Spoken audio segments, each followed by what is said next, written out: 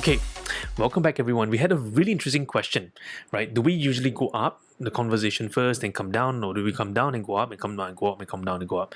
Well, the best to start and open a conversation is always first just to go up a little bit.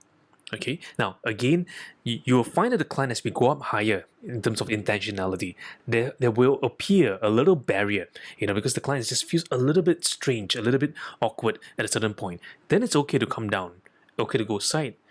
Okay, so to that degree, the client's able to open up to you. As you go up higher, you find that it's more intimate for the client, because it deals with their personal beliefs, their personal values, their personal philosophy, and sometimes clients are not ready to open up too quickly, right? It's a little bit like the rubber band effect. So sometimes I tell people this is like the creative tension model, right? Where you have the vision, you have things that the current realities you're facing. Now, if I push the vision too high, the tension is too hot.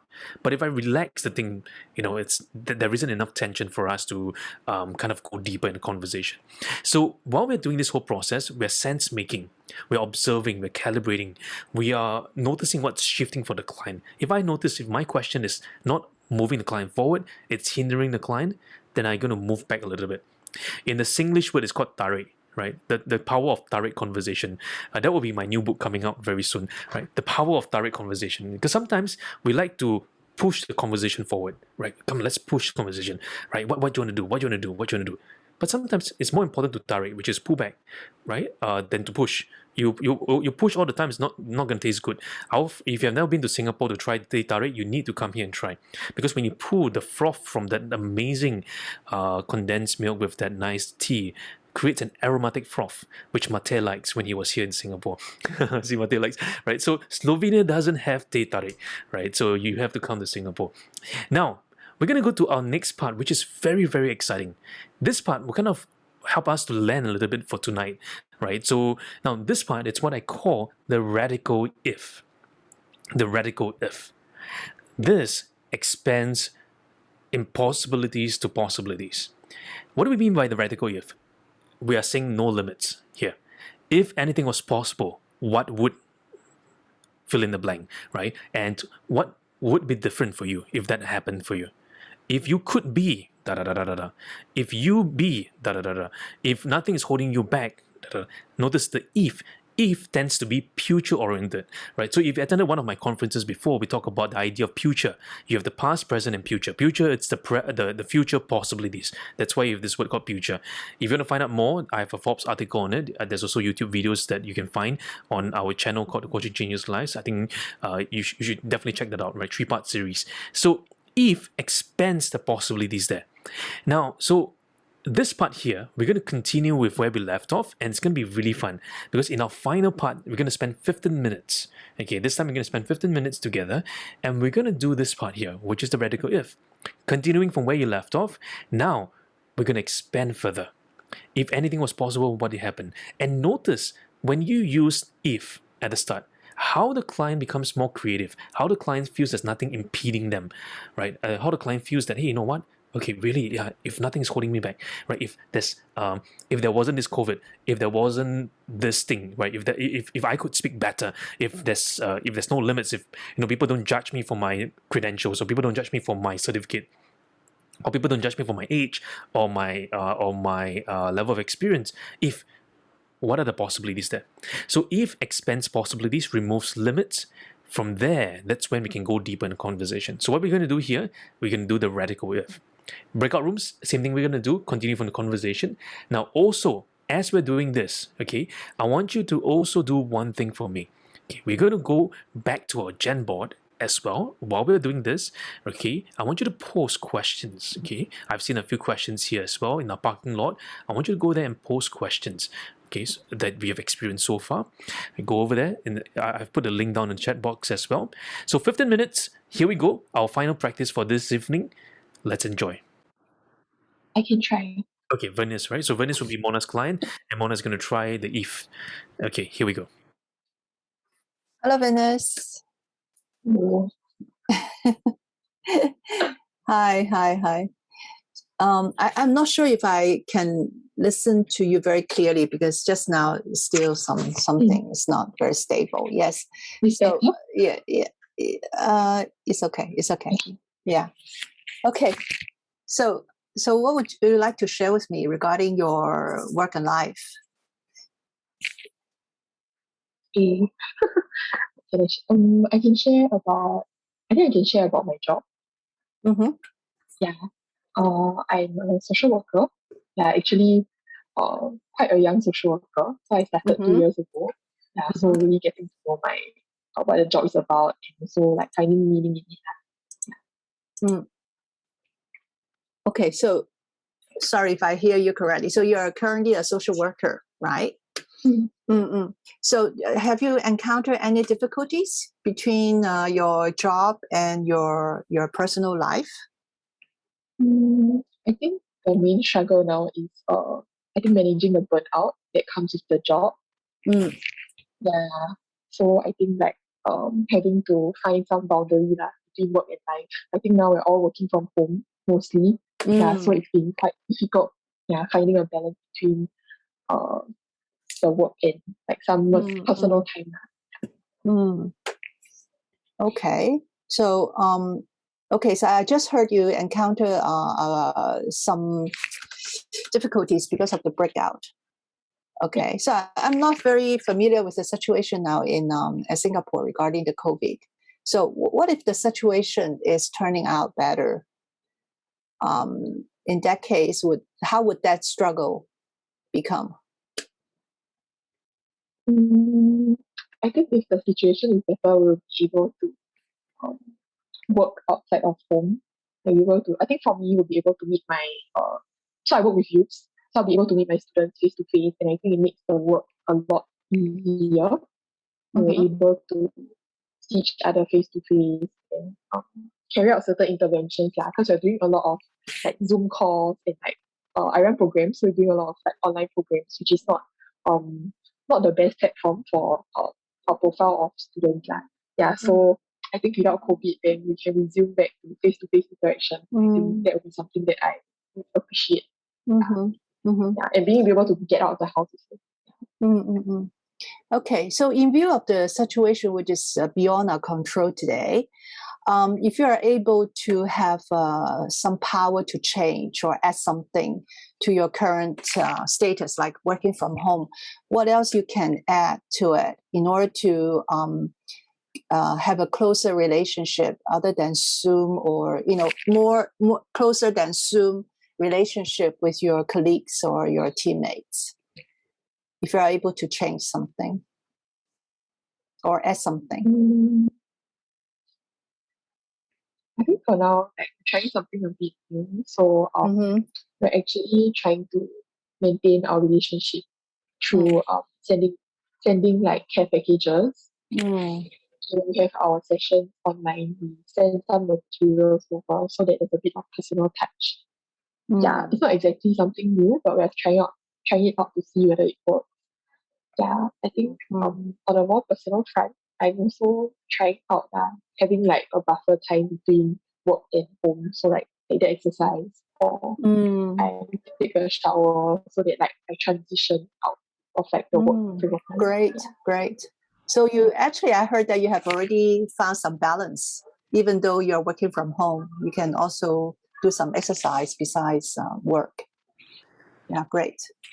Okay, let's give a round of applause to Mona and Vernis. Okay, good. What were we observing here? What do you all observe? Anyone?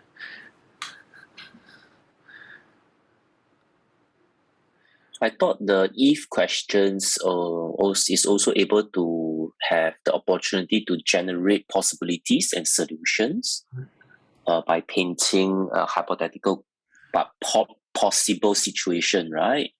And I think the conversation can steer into a more positive atmosphere, right? So I would think that the client may see certain hope, right, and may see certain solution to the struggle. Yeah. So you notice that Eve just remove a little bit of barrier for the client. Yeah, and allowing the client just to dream a little bit, just to go there. Okay, so this is really important. Now, who would like to try next? How about Johnny? Johnny has not tried. Let's see Johnny do it. And who would like to be Johnny's client? How about Kevin? would you like to go? Okay, so Johnny and Kevin. Okay, here we go. Hi, Calvin. Hi, Johnny. What would you like to think about now in this conversation?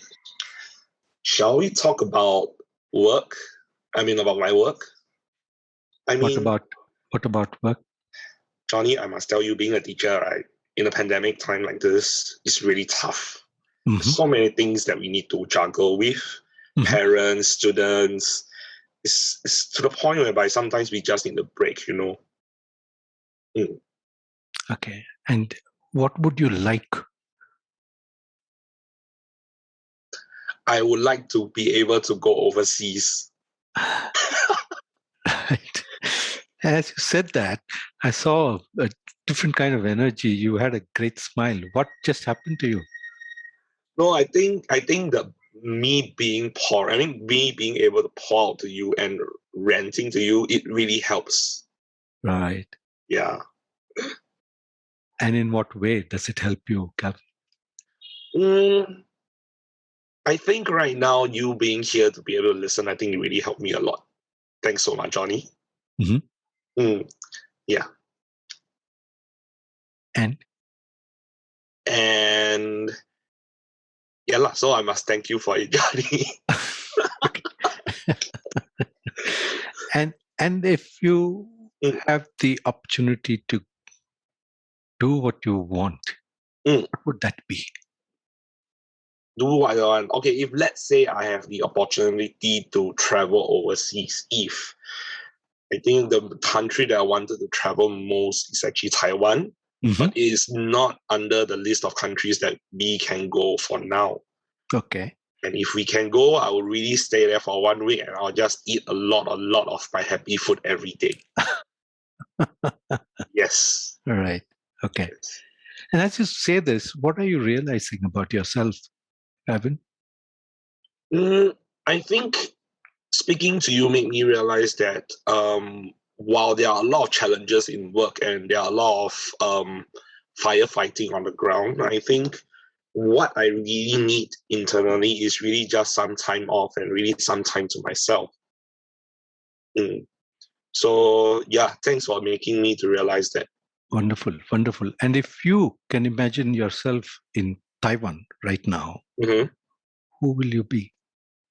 Who will I be? In Taiwan right now.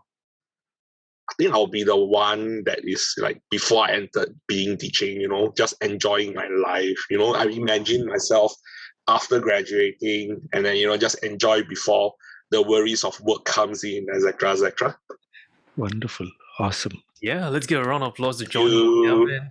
How many of you saw Kelvin, you know, having his, like, almost his going backwards and then experiencing that whole moment and seeing his energy, you know, and his laughter and joy? You all saw that? Yeah. Okay. Yeah. So this is a really nice example of how when we explore the ease, you know, the person. If you say, you know, I feel really connected there. I feel, wow, you know, there's something going on there.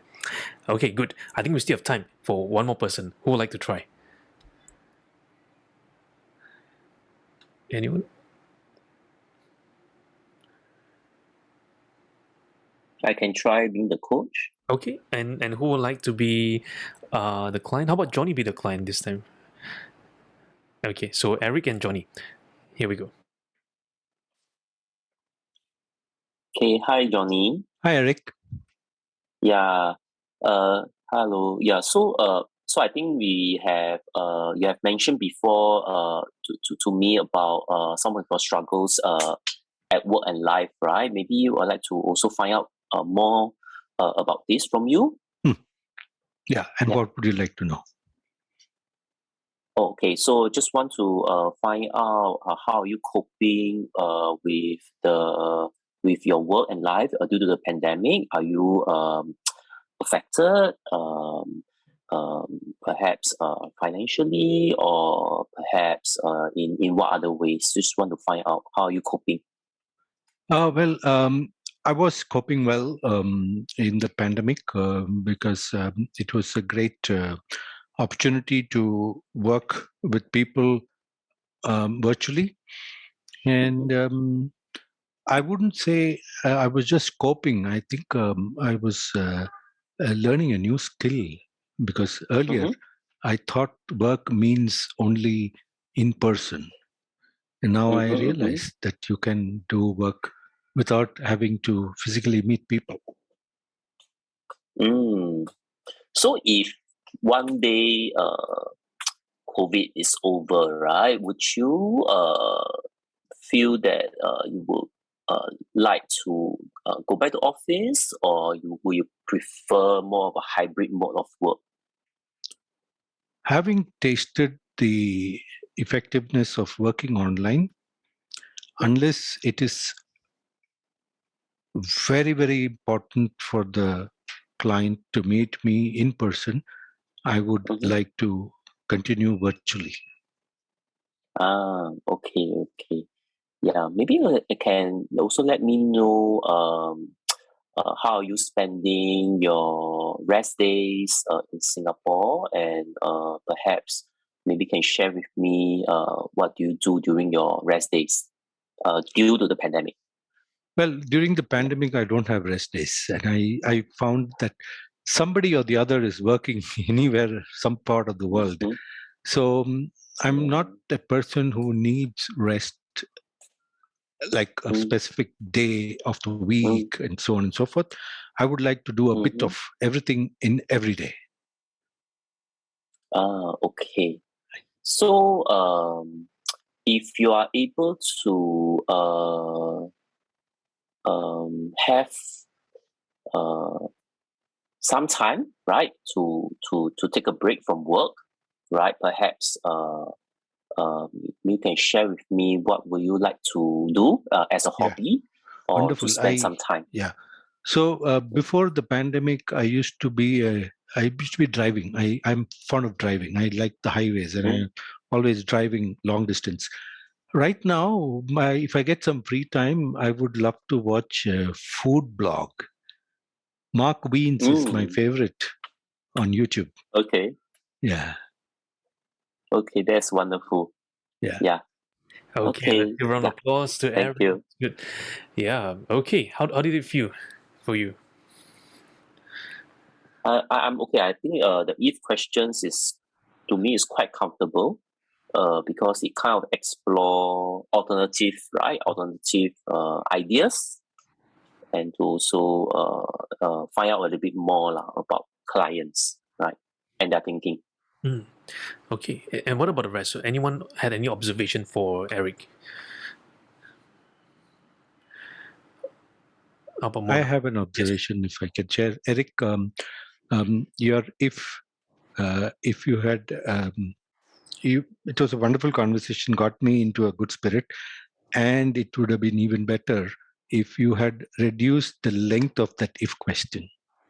Because by the time you finished the question, it was narrowing down to a couple of options, right? So Okay.